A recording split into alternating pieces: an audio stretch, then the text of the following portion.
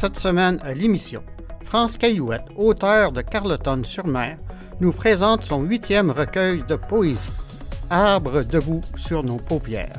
Télévague était présent au lancement qui a eu lieu le 21 mars dernier au Quai des Arts de Carleton-sur-Mer.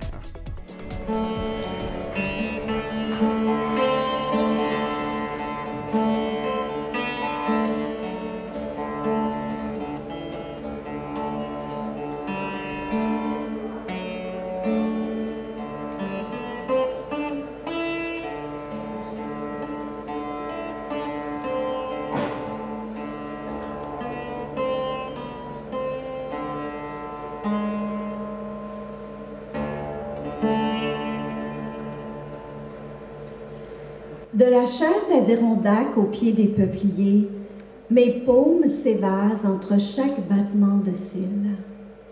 Ici, la splendeur arrive à petits pas. On la voit venir de la montagne sans rien perdre de sa force.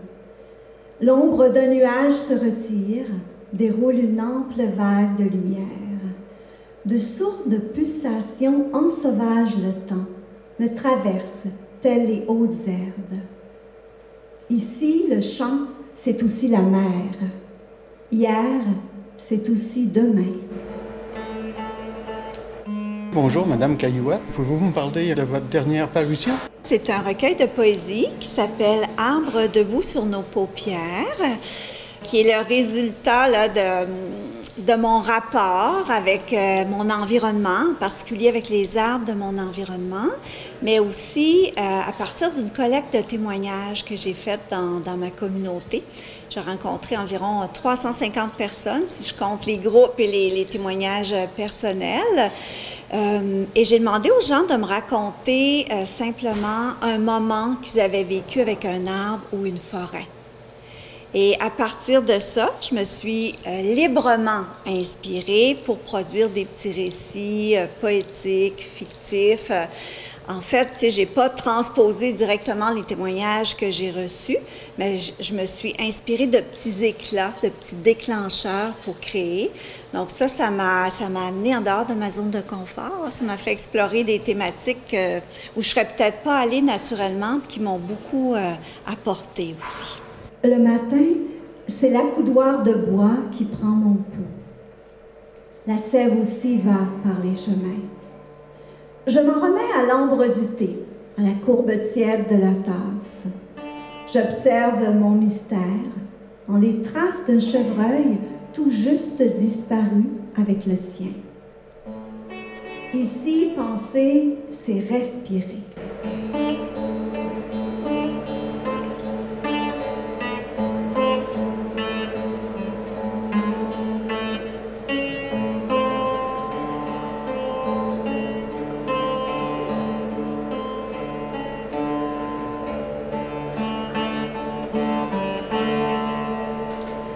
Quand je prends place debout parmi les peupliers, je ne renverse jamais la tête avant d'avoir palpé les troncs. Mes doigts cherchent une fissure assez profonde pour effleurer la voie lactée, le mouvement qui précède le vent. Si personne ne regarde, j'ouvre grand les bras devant l'élu du jour. Le temps d'un souffle, nous formons une croix.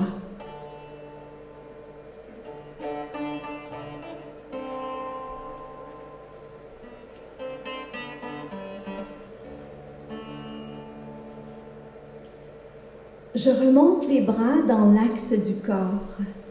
Un mythe ancien me change en arbre. Je racine en accéléré dans une crevasse, échappe à mon propre danger d'envol. Populus nigra, peuplier noir. Je suis soudain des lèvres. Il n'y a rien à traduire, pas même cette phrase à l'origine de tout, que répètent sans cesse nos feuilles. Ici, une langue, c'est une couleur. Je suis très, très proche de la nature, là, à la fois dans ma vie et dans mes livres aussi, dans toute ma poésie. C'est comme un territoire d'inspiration qui est très, très présent. Puis, ça que je racontais aussi, là, moi, j'ai été longtemps tournée vers la mer, le large, l'horizon. J'ai grandi dans des lieux comme ça, de grands vents, avec une vue étendue. Mais à un moment donné, je me suis rendu compte que les arbres, c'était vraiment comme un élément qui nous aidait à nous ancrer dans la vie. Puis je trouvais que c'était comme une question d'équilibre aussi. Puis je me suis mis à me tourner vers ça. Puis ça correspondait à un besoin personnel aussi. Puis quand on cherche un petit peu sur le symbolisme des arbres, on voit tout de suite que les humains et les arbres, ils sont en position verticale. Les deux font le lien entre le ciel et la terre. Puis ils ont beaucoup de leçons à nous apprendre aussi.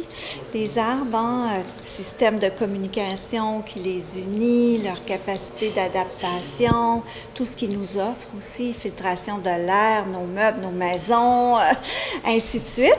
Puis aussi, ils sont en danger en ce moment, donc indirectement, je pense que c'est une invitation à être plus conscient de leurs valeurs puis à prendre davantage soin d'eux aussi. Témoignage de Flavie Barberousse. Bonjour France.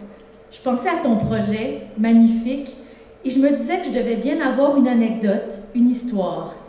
Je n'en ai pas trouvé précisément. Mais il y a cette forêt. D'abord, 2 lignes d'arbres sauvages qui bordent le champ derrière la maison.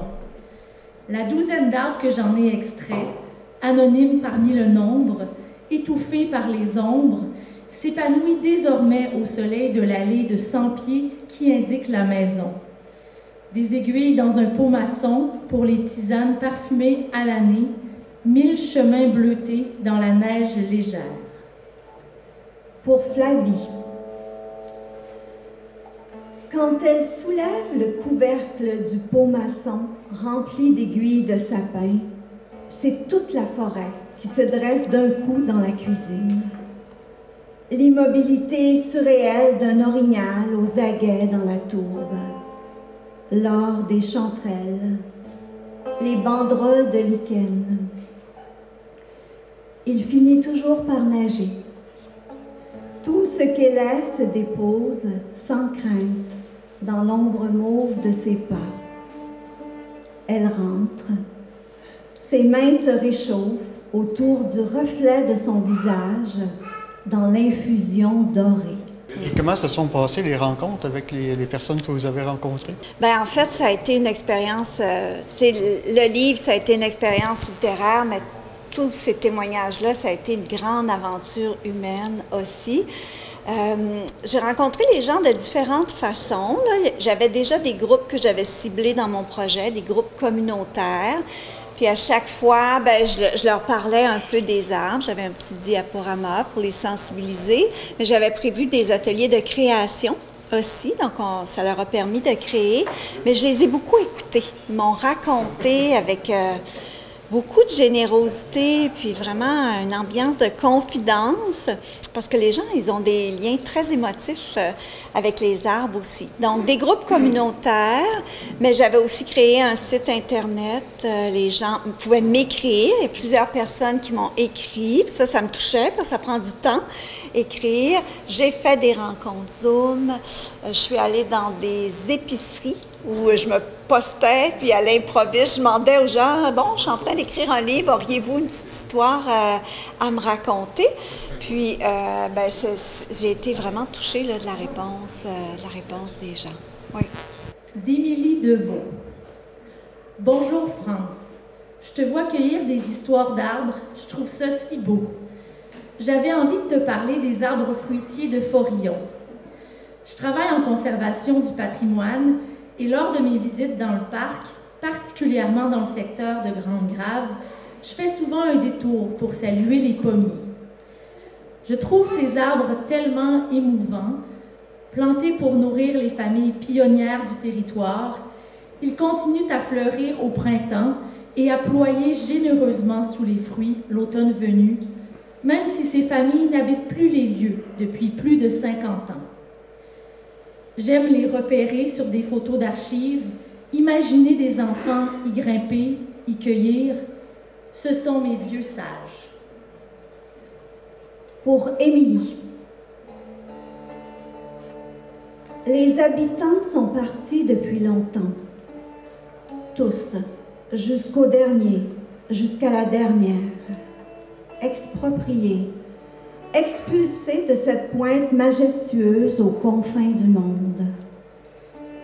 Nous sommes restés, nous, les arbres fruitiers, avec les framboisiers, les lilas, les plants de rhubarbe. Plus aucun regard ne s'allège en suivant la trajectoire de nos pétales. Plus personne n'apprivoise son ombre au sein de la nôtre. Aucune paume n'effleure les saisons en épousant la courbe de nos fruits. Parfois, une gardienne du parc passe nous saluer. Dans le paysage désert, ses paroles éveillent toute une bande sonore. Nous entendons des rires d'enfants qui taquinent l'air, l'avancée des jambes qui nous escaladent, le bruit mat des échelles qu'on adosse. De nouveau, le ronronnement des moteurs s'éloigne à jamais. Nos branches tordues ne savent rien faire d'autre que d'être de purs élans de vie. Découpés sur les planches grisâtres des maisons, nos présents semblent encore plus vifs. Quand ils retournent à la terre, ils tracent un cercle d'une étrange perfection. Ni hier ni aujourd'hui n'osent y pénétrer. Demain nous ignore. De Madeleine Tremblay. Mon bonheur d'été, c'est lire en forêt, avec la fraîcheur des arbres, l'odeur des conifères, entendre le chant des oiseaux, respirer à plein poumon l'air oxygéné et voir la lumière passer à travers les feuilles. Mon moment zen dans l'univers végétal. Pour Madeleine, qui était aussi bibliothécaire. Elle se dirige toujours vers le même banc au cœur du parc. Une fois le livre posé sur ses genoux, les doubles pages agrandissent l'espace, le moment. La vieille dame n'a plus besoin de lire. Il lui suffit d'exposer les mots sous la feuillée pour que s'animent tous les personnages qui peuplaient jadis son quotidien. Dorénavant, muet et sans ailes, il déambule sur un sol tacheté d'ombre et de lumière. Arbre debout sur nos paupières. C'est un titre qui est inspiré d'un vers du poète Paul Éluard, un vers qui disait « Elle est debout sur nos paupières, sur mes paupières » en parlant de son amoureuse. Moi, j'ai fait une petite adaptation de ça. C'est un peu un vers qui dit que c'est une invitation à être imprégné de la vision des arbres. Où peut-on trouver le livre?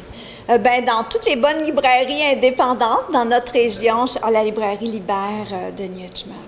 Eh bien, merci beaucoup. Merci à vous. Merci.